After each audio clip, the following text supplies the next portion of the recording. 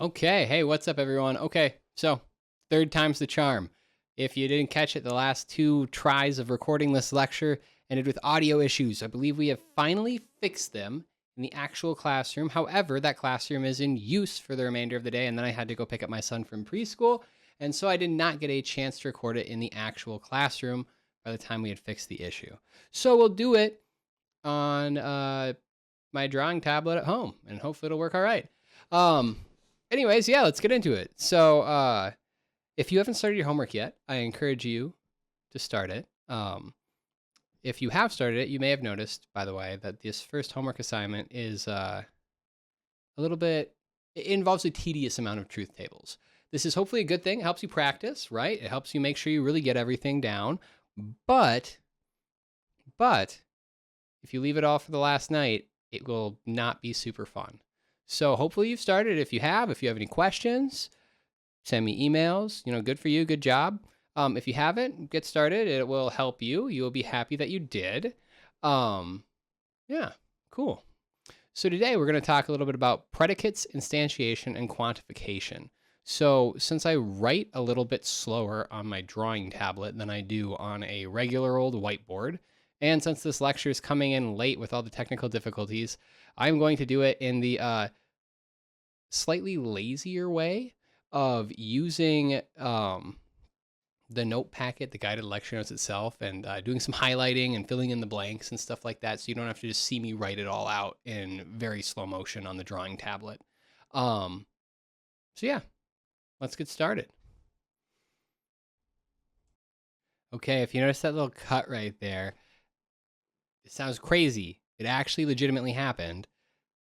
I started recording, and then my pen on my drawing tablet stopped working, and so I started over. Wasn't very far in. Started recording, got pretty far. Straight up crashed. Oh my god. And so I'm going to record again. Now some of this for the 5th time. I feel like I am legitimately cursed on this lecture. I am not sure what is going on here today. Let's do it. Let's hope this is the final cut. Let's go for it. Okay, cool. So, Section 1.3, Predicates, Instantiation, and Quantification. Let's get a good little highlighter here going. And bada boom, let's do it. So, Predicates, Instantiation, and Quantification, that's the name of the game today. You may recall that last time we encountered some statements, things like x plus 3 equals 12. Now, as a statement about polynomials, this is unambiguously false, right? The polynomial x plus 3 is not equal to the degree 0 polynomial 12. But as statements about numbers, this is not clear at all. What this is not a proposition, but is rather a predicate. That is a device to give you propositions when you substitute values into the variable. Okay, reasonable. We'll adopt some of the notation we use for functions. We'll say p of x rather than just p like we might write for a proposition. And we'll refer to this as a predicate, classic in the same way we talk about predicates in regular old English, basically. Predicates are just devices we use to create propositions by specifying additional information about a stand-in that is a variable for some other value. Okay, but before a predicate can take on a truth value, we need to know something about the variable, about this like little stand-in placeholder we have here to get a proposition back. So for instance, if x is 0, then the statement that x plus 3 is equal to 12, super false, right? 3 is not equal to 12. But if x is 9, the statement's true. Okay, but what if x represents my desk? What if x is a dog, a cat, a picture of a monster truck? In that case, the statement seems like complete nonsense, at least unless you know some sort of reasonable way to add integers to pictures of monster trucks, right? But you probably feel like that's not exactly fair. You probably feel like something weird's going on here. After all, those don't seem like reasonable choices. And hey, this is kind of one of those situations, a classic Airbud moment where we say, well, I guess there's nothing in the rule book that says a dog can't play basketball. And what we're going to have to do is we're going to have to very clearly specify what the rule book is. That is, if we've got this device that lets us get propositions by plugging things in for values or specifying some additional information about a variable, a stand-in, a placeholder, then we need some rules about what we can plug in. That is, we have to, like a function, specify some sort of a domain.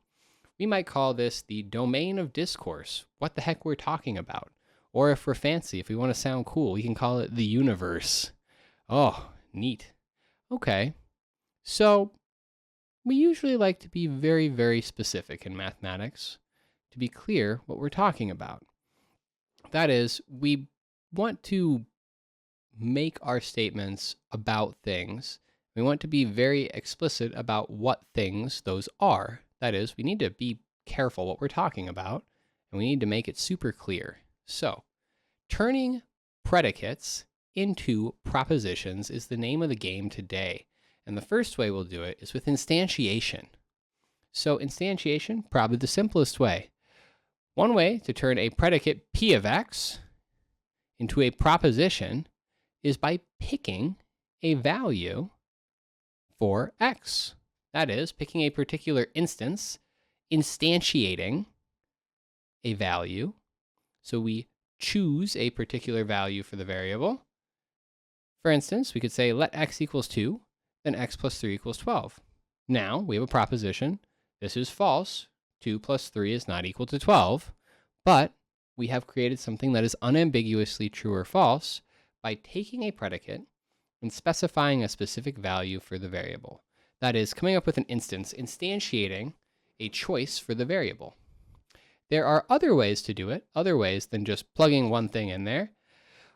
The other ways involve talking about all the choices, or at least one of them amongst all the choices. So the kind of picture you should have in your head is that you've got a device that turns some stuff into statements that are true or false. You've got, hopefully at least, a very clearly defined set of stuff here that you can plug into this device. Think of it like a big bag of choices. The two ways that we can, I guess 3 ways, it actually boils down to 2, but the 3 ways that we're going to talk about, so far at least, the 3 ways we're going to talk about using this predicate, this little device, to turn the stuff in the bag into true or false, the 3 ways are either picking one thing, saying that everything works, or saying somewhere in that bag there's at least one thing that works.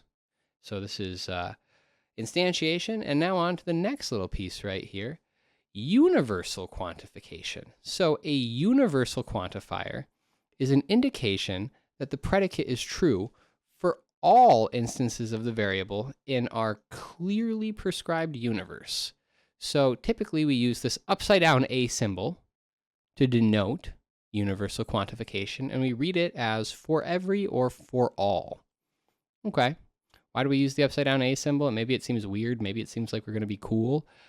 Basically, it's just because, you want to write things in short form. You don't want to have to write for all the time. And so people came up with a symbol for it, but this was before computers, so we didn't have lots of extra fancy symbols. People just, turned the paper upside down and used their typewriter. All right, cool. So upside down A, for all. Here are a couple of examples of universally quantified propositions. One of them, for every real number x is x plus 3 is equal to 12.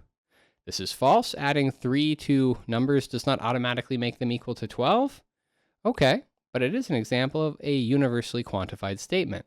That is, we took this predicate, x plus 3 equals 12, and by specifying what we're saying, that is saying that for every real number this statement is true, we turned it into an unambiguously true or false statement.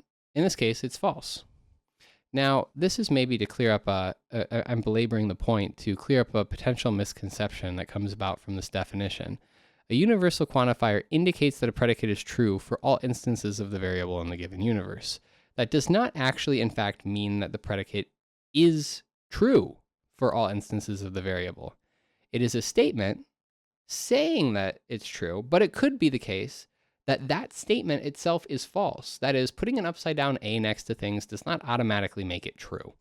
Hopefully that's obvious, but just to be clear, it is a statement you're making, and that statement itself can be false. All right, other examples. The square of x is non-negative for all real x. Seems perfectly reasonable. I think that is true. Yeah. On the other hand, you could say the square of x is non-negative for all complex x. In fact, I'm not even 100% sure what it means for us to say non-negative if we take something whose square is, still complex. But it's relatively clear that this is not true, since, for instance, you could take the complex number I and square it and get back -1, which is certainly negative. Okay, so notice with these last two, what we're describing here is that the universe, our domain of discourse, the things we're talking about, is quite important. That is, it can change, same statement, same quantifier, over a different universe, different truth value. Oh, interesting. All right, but what's next? What's the next step after we talk about universal quantification? Well, the answer is easy. Existential quantification. Sounds like someone's, having a crisis. But no, instead, existential quantifiers indicate that the predicate is true for at least one instance of the variable in our clearly prescribed universe of choices. So notice, very similar to the universal quantifier, but instead of saying it's true for every one of them, it says it's true for at least one of them. It could be true for more than one, but it's saying it's at least one. Usually we use a backwards E as the symbol to denote this, and we read this backwards E as for some or there exists. And notice we couldn't use the same trick we did with the A where we just turned it upside down, because an upside down E looks exactly like a regular E, so we had to turn it backwards. Ah, fun. Okay, so here's some more examples. There is a real number x so that x plus 3 equals 12. This is an existentially quantified statement. That is, we are saying there's at least one choice of x so that x plus 3 is equal to 12. This is a true statement. Take x equal to 9. Here's another one. The square of x is non-negative for some real number x. Yeah, also true. Pick x equals, 2. Square it, you get 4, not negative. The square of x is non-negative for some complex number x. Also true. Use the same x as before. All right. So existential versus universal quantification, kind of nice. And it turns out to be the case that these are really the only two quantifiers you need. That is, as long as you are flexible with your universe, even instantiation is just an instance of existential or universal quantification. That is, if you are picking a particular value for x, you could equivalently represent it as an existential or universally quantified statement where our universe only contains one choice, right? So that's kind of nice. And indeed, if you wanted to say something more complicated, like maybe you want to say for at least two choices, then you could make an existential statement about pairs, if that makes some sense. We'll get to these things later, but essentially what I'm trying to point out is that these two quantifiers, if we use them judiciously, if we pick our universes appropriately, they allow us to say quite a lot of things. All right, cool. So now on to the next little chunk. And if you've noticed, we're moving kind of fast here. Since this lecture's coming in late, hopefully I won't take up too much of your time. And also, since I'm not writing everything by hand, it's going pretty quick. So this part, I've kept the typo version here so I can hopefully highlight to anyone who printed out the note packet and is writing along with me. In an early version of the note packet, there is a small typo where there's this sentence fragment that just says a syllogism, and then it ends. What the heck? That doesn't seem right. So what I want you to do, if you've got this old note packet, and if you're just writing along with no note packet, I still want you to do the same thing, is I want you to do a little insert right here and go on down and write the following definition, because some stuff got cut out by accident. It's not a typo. I guess it is a typo, but it's not like I wrote something wrong. What ended up happening is I was, playing fast and loose, writing regular expressions to turn the textbook into a note packet, and I accidentally cut something out I shouldn't have in an early round of these notes that may have made their way to you. So a syllogism is a logical argument that deduces a conclusion from two premises. Okay, this is effectively, if you think about it, the simplest possible type of logical argument you could have. After all, if you've only got one premise, what can you say other than, hey, that premise? But when you take two premises and you combine them together, you can actually get new and interesting things. So, for example,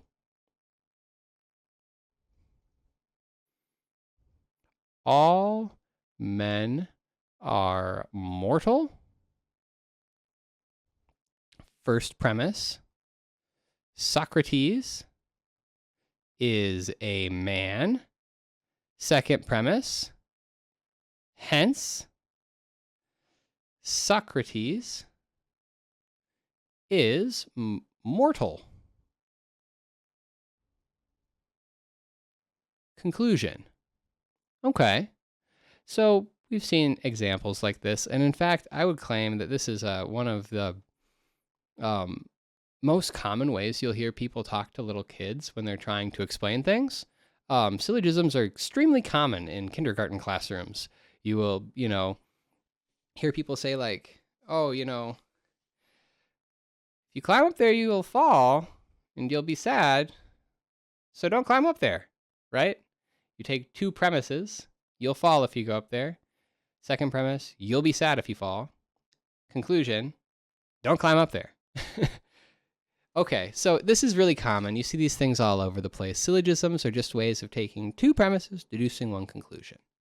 Okay, and indeed, I even had that little example right there, straight from the textbook. That is indeed a valid syllogism. The argument with Socrates right there, the one about if you climb up there and you'll fall, is also probably a valid syllogism, but I don't know where there is, so maybe not.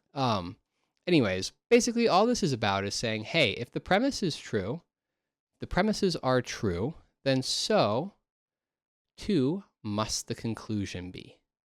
So basically that's the whole deal. If we assume that the premises are true, then the conclusion must follow. That's the structure of a syllogism. One tool we can use to get at whether or not a syllogism is valid is a Venn diagram, which if you notice is not spelled V-E-N. It's capital V-E-N-N. It's named after somebody. Man, what a cool thing, to have the Venn diagram, just a couple of overlapping circles be named after you. Lucky duck. All right, here, let's do one for the Socrates syllogism. So we'll construct a Venn diagram to determine if the Socrates syllogism is valid. All right, let's jump on down and do this. So here's basically the gist of it. Let me get my pen here. What we're going to do is we're going to say, hey, I got a circle. Oh, I got my opacity on. This is the circle of men. All the men are in this circle. Or sorry, I've started with men, but I meant to start with mortals. Mortals. All the mortals are in this circle. Part of this circle contains the men. And inside of this circle of men is Socrates. That is what this argument says. All men are mortal. It says that the circle of mortals contains the circle of men, and Socrates is an element of that circle. So can we conclude that the Socrates dot is inside the mortals circle? Yes, this is valid. All right, let's try some other examples of using Venn diagrams to get at what's going on in a syllogism. Here is another one. So some students are freshmen. Pat is a student. Hence, Pat is a freshman. All right, some students are freshmen. Notice this is actually a little bit unclear without additional information about what's going on in the universe. That is, if we were just aliens reading this, we would have no idea whether or not all freshmen are students, right? We know that, but it's not clear if you're, an alien or something like that. So there's really a couple of options if we're just interpreting this purely without any additional knowledge. That is, it could be the case that we've got our students here, and some of them are freshmen.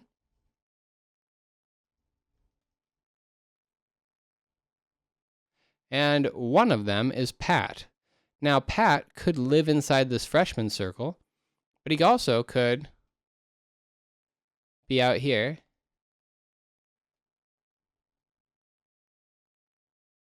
So Pat need not be a freshman. All right. Now this is pretty much kind of how it would look, in our reasonable way of saying things. Like, hey, students, some of those students are freshmen, other students are sophomores, others are seniors, so on, right? Some are juniors too, not to leave juniors out. But it could be the case also that maybe you've got something a little bit different going on, where you've got your circle now of freshmen, and you've got your circle of students. And Pat could also be here in the student circle, but not in the freshman. So it is not valid, regardless of the choice. And indeed, you have to be a little bit careful, because the existentially quantified statement, the sum statement here, just says that there is overlap between the two circles. What kind of overlap? Is it this type here, or is it this type down here? Not clear. But hey, either way, the Venn diagrams helped us realize that this is not necessarily a valid syllogism. Okay, nice. Let's do another one. How about this? No cats are dogs. Jade is a cat. Hence, Jade is not a dog. Let's draw it out. Easy one. So there's cats. There's dogs. Okay. They don't intersect at all. That's what this says. No cats are dogs. Jade is a cat. That's the second premise. The conclusion is that Jade is not a dog. Valid. A perfectly reasonable conclusion. Indeed. All right. We can work with this. Fun. Let's keep going. Let's see what else we can do. All right. Let's try this. How about some cats are psychos? Jawa is a cat. Hence, Jawa is a little bit of a psycho. Let's try it out. So, yet again, we have a couple of ambiguities. So in one option, we could have the set of psychos, and we could have the set of cats. And since we know that some cats are psychos, that tells us that this overlapping region exists, right? Okay, now we know that Jawa is a cat. However, that just means Jawa is in the circle. It does not necessarily mean that Jawa is in this little overlap right here.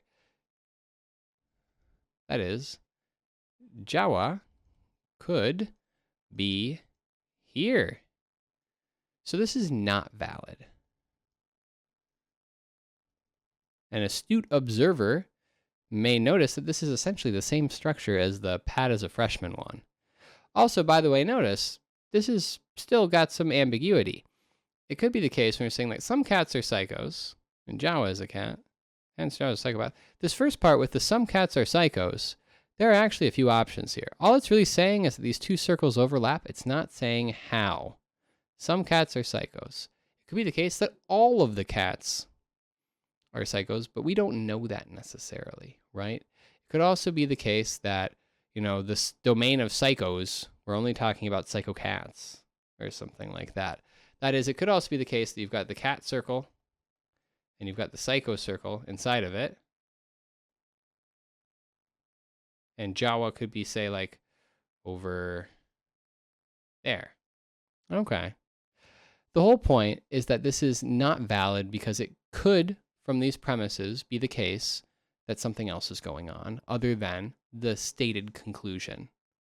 Does that make some sense? Basically, what this is boiling down to is that these kinds of colloquial English expressions where we use phrases like some and so on lead to a lot of confusion. And in fact, this is a frequent source of argument amongst people. That is, people will say stuff and someone will say like, what, did you mean blank? And then you'll be like, oh, no, I wasn't talking about that. You're specifying more clearly what your universe is. It's the classic like, hey, buddy, you talking to me? Like, and you have to be careful and say like, no, indeed, I'm not, right? You specify your universe more carefully. Existential quantifiers with unclearly specified universes are the source of many fights outside of bars and relationships, what have you. So hopefully we can be a little bit more careful and avoid all of that messiness in mathematics by clearly specifying what we're talking about. Here, let's kind of try another one. take away some of our intuition for what's going on, use some made-up nonsense words to try to do a more complicated example. Let's try this one. Some billywiggles are bleepsigs. Okay. It's telling us that there's some overlap between billywiggles and bleepsigs. Some bleepsigs are jabberwocks. Hence, some billywiggles are jabberwocks. Actually, it says Joe Aberwocks. That is a typo. Well, whatever. In fact, if we keep it as Joe Aberwocks, then this is definitely not a convincing syllogism, but if we make it just Jabberwocks, then perhaps it could be. Let's see if it is. Let's use Venn diagrams to try to map out this argument. So we know that there are some billywiggles, and we know that there are some bleepsigs, and some of these billywiggles are bleepsigs. Indeed, that is the case. All right, and there's some bleepsigs that are jabberwocks. We have a couple of different options here. It could be the case that some of these bleepsigs are jabberwocks, and it looks like this.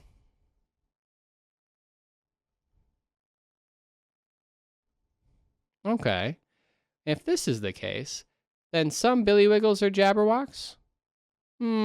Let's think about this quickly. Billywiggles are jabberwocks? No, not necessarily.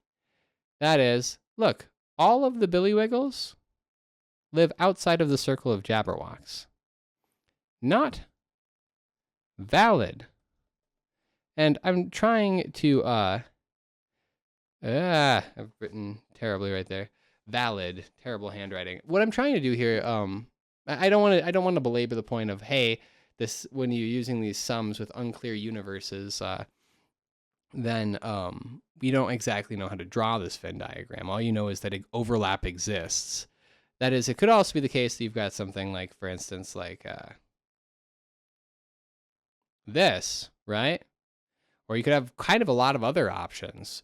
All we know is that there indeed must be overlap between the billywiggle circle and the bleepsig circle, and there must be some overlap between the bleepsig circle and the jabberwock circle. We know nothing beyond that. But since there are possibilities in which our conclusion that some billywiggles are jabberwocks, since there are possibilities where this does not indeed follow, this is not a valid syllogism. Okay, fair enough. So, hopefully this makes it a little bit clearer how we can start to kind of chain things together, right? How to take a couple of propositions, put them together to make a conclusion. And as you look at these, you might start to think to yourself, I don't want to draw like 500 different circles if I'm trying to make a complicated statement. You might be thinking to yourself that we'll need some sort of new notation, some sort of a more clean representation of what we're doing here, some sort of way of saying, kind of akin to how you add numbers in grade school, that proposition or premise plus premise, and then you write your conclusion underneath, something like that, yeah? We'll get to that. But next time, we'll start by talking about doing all of this with multiple variables. That is, let's do quantification with several variables. And from there, we'll talk a little bit about negation. That is, how can I negate quantified statements? And then we'll get into building out some cool arguments. So exactly this whole business of taking little pieces, putting them together, and making cool new statements. But yeah, hopefully this video worked this time. If it didn't, I'm gonna go nuts. So I will, I'll see you next time. And oh my gosh, I believe the technical issue is fixed. We did some testing today, and I think it is. We'll find out. Thank you for bearing with me through all of the hassle and frustration. I will see you next time.